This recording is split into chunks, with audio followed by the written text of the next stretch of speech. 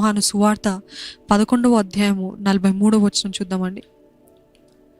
ఆయన అలాగూ చెప్పి లాజరు బయటికి రమ్మని బిగ్గరగా చెప్పగా, I wouldn't talk anything beyond this, but ఇక్కడ చూసినట్లయితే ఆయన లాజరు బయటికి రా అని బిగ్గరగా బయటికి రమ్మని బిగ్గరగా చెప్పగా. మనం అనుకుంటూ ఉంటాం, కానీ దేవుడు ఇక్కడ ఆయన అథారిటీని చూపిస్తున్నాడు. ఏడ్చాడు, మానవులుగా ఆయన హృదయం కదిలించబడి ఏడ్చాడు, కానీ అంత మాత్రాన ఆయన ముగించలేదు. కానీ he showing his authority. Just because Jesus Christ with you doesn't mean he's week. ఆయన మీతో ఏడ్చినంత మాత్రాన ఆయన బలహీనుడు, ఆయన ఏం చేతకాని వాడు అని అనుకోకూడదండి. ఇక్కడ ఆయన ఏడ్చాడు, కానీ వెంటనే ఆయన కళ్ళు తుడుచుకొని he's sowing his authority now. బిగ్గరగా లాజర్ బయటికి రాని అరిచాడంట, కేకలు వేశాడంట. అప్పుడు అంటే దానికి అర్థం ఏంటిదంటే, లాజరు నీతోటి నా పని ఇంకా ముగించలేదు. My work I'm not finished with you yet. ఈరోజు దేవుడు మీతోటి అదే చెప్తున్నాడండి. ఎటువంటి పరిస్థితుల్లో ఉన్నా కూడా దేవుడు అంటున్నాడు బయటికి రమ్మంటున్నాడు. ఆ పరిస్థితులు బయటికి రమ్మంటున్నాడు. ఎందుకంటే దేవుడు అంటున్నాడు మీతోటి నా పని అవ్వలేదు. మీ మీ జీవితంలో చేయాలనుకున్నవి, ఉద్దేశించినవన్నీ నేను జరిగించాలని ఆశపడుతున్నాను. ఒకవేళ మీ జీవితం పైన మీరు విసుగు వచ్చి, మీ జీవితం పైన మీకు విసుకొచ్చి వేసారిపోయిన పరిస్థితుల్లో, I want to give up అనే పరిస్థితుల్లో ఉన్నారేమో కానీ, but God is saying I am not giving up on you. నువ్వు విడిచిపెట్టావేమో, నువ్వు వదిలేసుకోవాలనుకుంటున్నావేమో, కానీ God is saying I'm not giving up on you. God is asking you to come out. లాజరస్కి చెప్పిన రీతిగా ఈరోజు దేవుడు మనతో అంటున్నాడు, కమ్ అవుట్, బయటికి రా. ఎటువంటి పరిస్థితులు కూడా ఉన్నా కానీ, బంధకాల్లో ఉంటే బంధకాల నుండి బయటికి రా, కృంగుదల్లో ఉంటే కృంగుదల నుండి బయటికి రా. ఆ ప్రేత వస్త్రాల్ని అంటే చచ్చిన మనుషుల మధ్యలో, చచ్చిన కార్యాల మధ్యలో నుండి బయటికి రా. పాపము అంటేనే చచ్చినదండి. పాపం అంటేనే చచ్చిన కార్యాలు. పాపం అంటేనే ఇట్స్ డెడ్ మ్యాన్స్ థింగ్. అంటే ఆయన అంటున్నాడు, ఆ ప్రేత వస్త్రాలతో ఉన్న పాటున్న నా దగ్గర, అది నువ్వు గబ్బు కొట్టిన వాసన వచ్చినా, కుళ్ళిపోయిన గబ్బు కొట్టినప్పటికీ ఆ ప్రేత వస్త్రాలతోటి నువ్వు బయటికి రా అని దేవుడు అంటున్నాడు. ఈరోజు దేవుడు మీతోటి మాట్లాడుతున్నాడు స్పష్టంగా. What situation you're in, God is asking you to come out of your pain. నొప్పి ఉండొచ్చు, బాధ ఉండొచ్చు, come out. God is calling you out. బిగ్గరగా పిలుస్తున్నాడు మిమ్మల్ని. బంధకాల్లో ఉంటే దేవుని సన్నిధిలో మొరపెట్టి come out because you have that authority. ఏంటి, దేవుడికి ఉంది కదా అధికారము.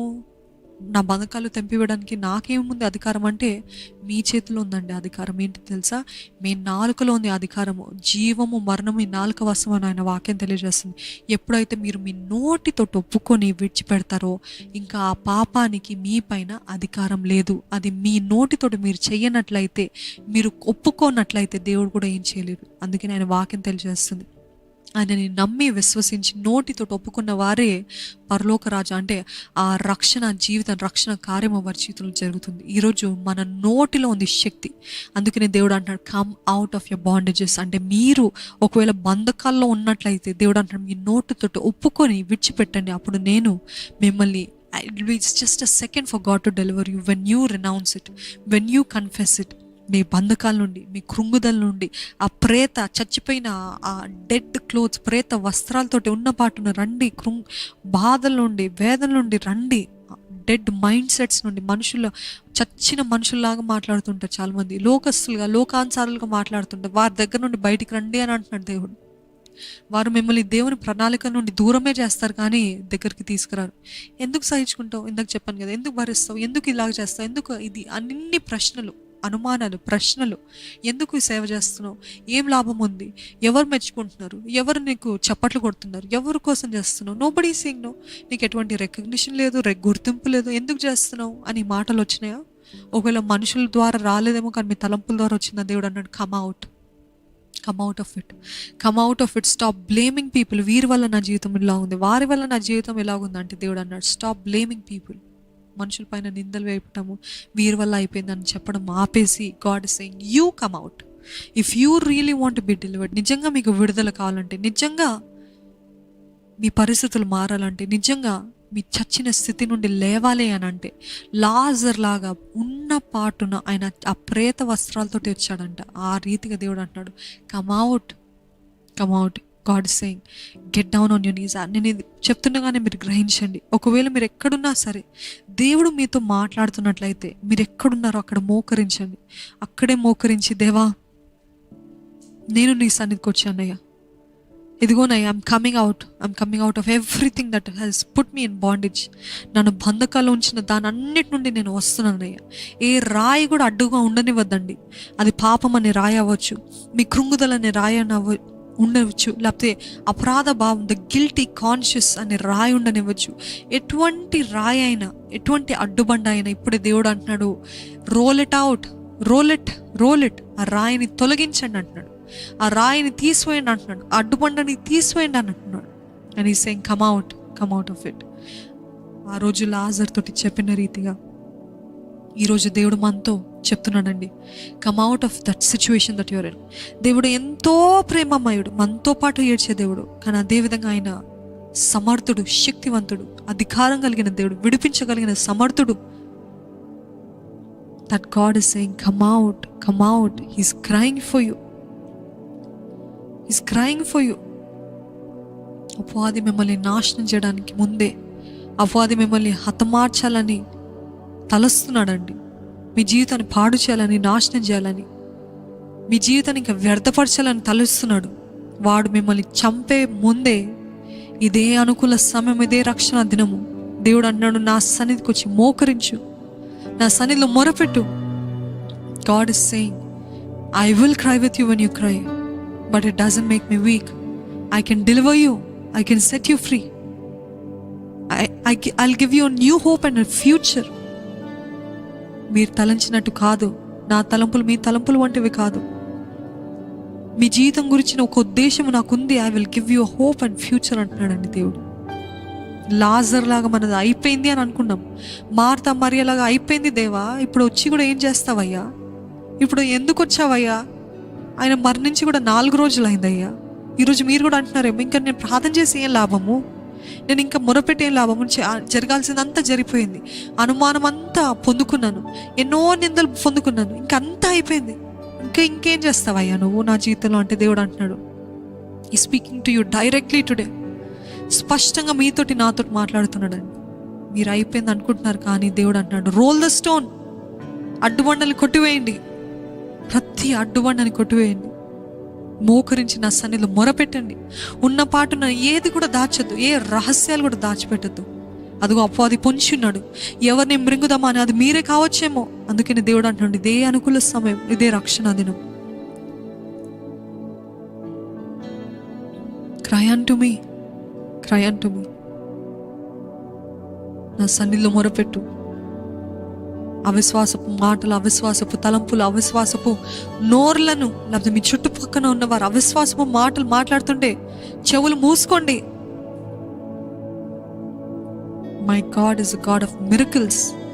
నా దేవుడు ఆశ్చర్య కార్యాలు, అద్భుత కార్యాలు చేసే దేవుడు. ఎవరు చేయని కార్యాలు చేస్తాడు, ఎవరు కని విని ఎరుగని కార్యాలు ఆయన నా జీవితంలో జరిగిస్తాడు. Because is a God of wonders. అద్భుతాలు చేసే దేవుడు అని మనం సేవించే దేవుడు.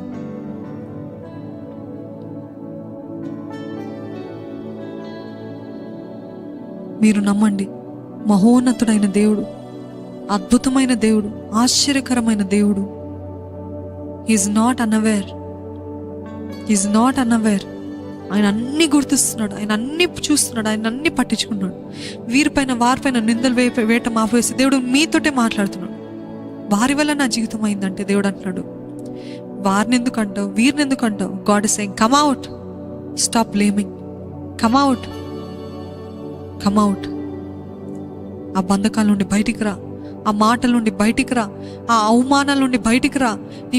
నీ హృదయంలో చెలరేగుతున్న, నీ మనసులో చెలరేగుతున్న తుఫాన్ల నుండి బయటికి రా. ఆ రోజు పేతురుని అడిగాడు కదండి, come out of your boat. ఈరోజు దేవుడు మీతో అదే అంటున్నాడు, విశ్వాసంతో బయటికి రండి. ఆయనే మనల్ని నిలబెడతాడండి, సముద్రం పైన నిలబెట్టే దేవుడు.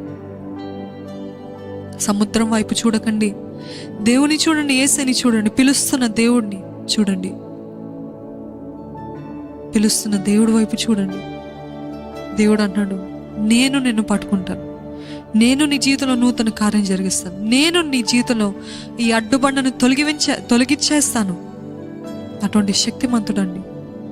Lord, I submit everybody who's watching, everybody who's confessing. ఎవరెవరైతే ఒప్పుకుంటున్నారో, ఎవరైతే తిరిగి వారు సమర్పించుకున్నారో వారందరినీ నీ హస్తాలకు అప్పచెప్తున్నానయ్యా. నువ్వు కన్నీళ్లు చూసే దేవుడు అయ్యా, కన్నీళ్ళు కారుస్తే మాతో పాటు కన్నీరు కార్చే దేవుడు అయ్యా. ఈరోజు ఎటువంటి పరిస్థితులున్నా నీవిచ్చిన అధికారంతో దేవా ఈ వాక్యాన్ని చెప్పి ఉంటుండగా దేవా నీవే ప్రతి హృదయంలో నీ కార్యాన్ని జరిగించు. ప్రతి హృదయం, ప్రతి బండబారిపోయిన హృదయంలో నీ కార్యాన్ని జరిగించయ్యా. ప్రతి బారిపోయిన హృదయాన్ని పగలగొట్టయ్యా. ఇంకా కన్నీళ్ళు కూడా రావట్లేదు, దేవుడు లేడు అని గుండె మంటగా చేసుకున్నారయ్యా. నాస్తికులుగా అవుదామని నిర్ణయించుకుంటున్నారయ్యా. దేవా, బండబారిపోయిన హృదయాన్ని పగలగొట్టయ్యా. నువ్వెంత గొప్ప దేవుడు అయినా నేను ఏడుస్తుంటే నువ్వు ఏడ్చావయ్యా. నీవే ఏడుస్తే ఎంత గొప్ప సమర్థుడివి, ఎంత గొప్ప శూరుడివి, ఎంత గొప్ప దైవానివి అయ్యా. అటువంటిది నీవే ఏడిస్తే నేనెంత మాత్రమో, నేనే పాటి దానిని, నేనే పాటి వాడనయ్యా. Lord, we come just as we are. Lord, ఈరోజు నీవే విన్న ప్రతి ఒక్కరి జీవితంలో వారి అడ్డుబండని తొలగించేసి ఒక నూతన కార్యం జరిగిస్తున్నావని నువ్వు చెప్తున్న విధానం బట్టి నీకే కోట్లాది స్తోత్రాలు చెల్లిస్తున్నాము. నమ్మువానికి, నమ్ముట నీ వలనైతే నమ్మువానికి సమస్తము సాధ్యం అని చెప్పిన దేవా, ఈరోజు మేము చేయవలసిందెల్లా నమ్మమంటున్నావయ్యా. Help me to believe Lord, help me not to give up my faith. విశ్వాసాన్ని ఇక్కడ కూడా గివ్ అప్ చేయకుండా సాయించి నీవే నీ కార్యాన్ని ఇంకా నువ్వు అత్యధికంగా ప్రతి ఒక్క జీవితంలో జరిగించి, Lord, let them see it right in front of them this week, Lord. ఈ వారమే వారు చూడాలయ్యా, ఈ వారమే వారు చూడాలయ్యా, ఈ వారమే వారు సాక్ష్యం ఇవ్వాలయ్యా. ఆ అడ్డుబండని తీసివేసేది నీవే వారిని రమ్మంటున్నావయ్యా. నీ సన్నిధికి వస్తే నువ్వే నూతన జీవితాన్ని, నూతన అవకాశం, నూతన తలుపుని తెరిచే దేవుడు నమ్మటానికి సహాయం చేయమని ప్రభు యేసు నామములో అడిగి వేడుకొంచున్నాను తండ్రి. ఆమెన్.